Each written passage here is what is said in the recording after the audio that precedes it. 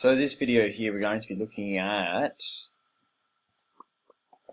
how we derive the formula of delta y is equal to lambda L over D. So the way we do that is we draw up a diagram for one. We have our double slits in our screen.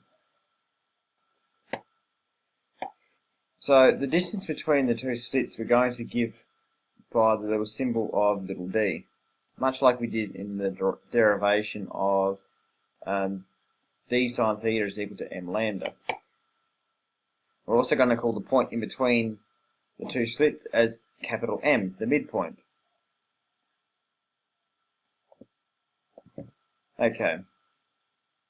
We're going to have the distance from our two slits to our screen as capital L, and we're going to have a point directly opposite our M, which is going to be our central band, P0. We're going to have a point further up, which is going to be our maxima. This maxima is going to be adjacent to whichever maximum we got here. So that is a distance of delta y away from P, and we're going to call it P2.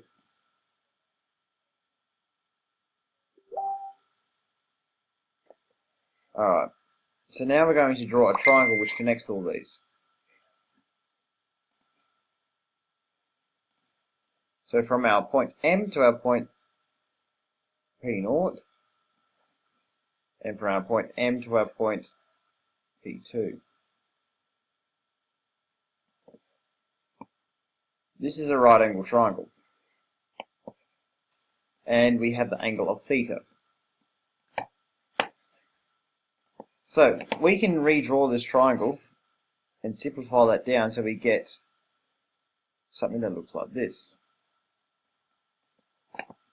where our delta y is the length of this side, L is the length of this side, and we have an angle of theta.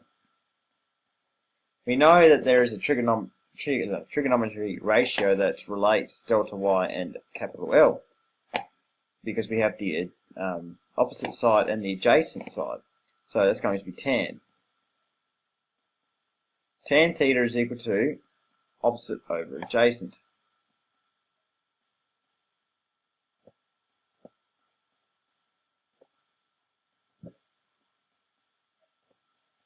Opposite over adjacent. So in this we're going to get tan theta is equal to opposite side is our delta y. Our adjacent side is capital L. Now we're going to make an approximation that our theta is very small. In saying that, tan and sine are going to be relatively similar. So therefore, we can then use this formula, d sine theta is equal to m lambda. If we rearrange this to get sine theta by itself, we get that sine theta is equal to m lambda divided by d.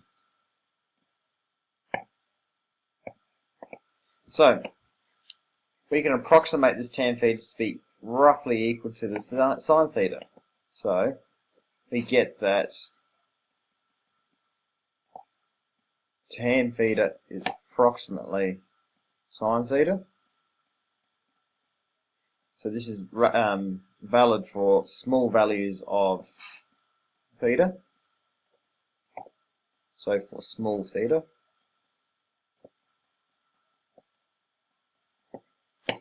so we're going to get this part of the formula equal to this part of the formula.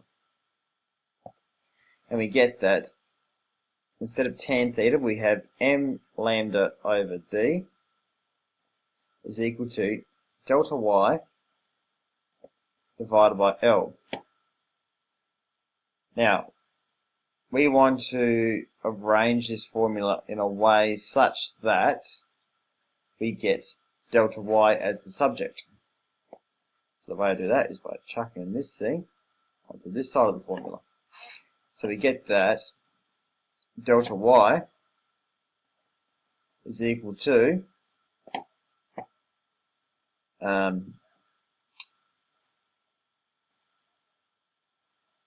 lambda, m lambda, m lambda L divided by D. Now we're going to be looking at adjacent maxima. Right? When we have adjacent maxima, we're going to have a path difference equal to one wavelength. So our m is going to be equal to 1, and therefore delta y is equal to lambda L on D. And just like that, we have derived this formula we had up here. And that is how we do it. Again, simple trigonometry.